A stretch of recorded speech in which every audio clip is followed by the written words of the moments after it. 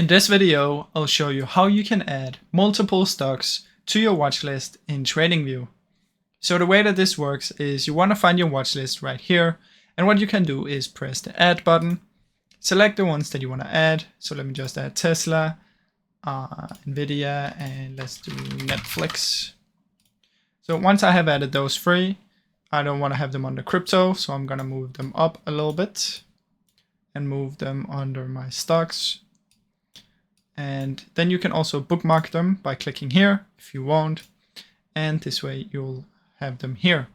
So as you can see now, I have multiple stocks under my watch list in my TradingView. So that is basically how it works, guys. You can also delete them again by clicking the trash icon here, and you can close down your futures and forex if you don't want to see any of these and you only want to focus on your stocks. Then you can simply click on them to change the chart to the one that you click on. Now, I really hope you enjoyed this short video. If you did, please leave a like and subscribe, as it helps me out a ton. Thank you so much for watching.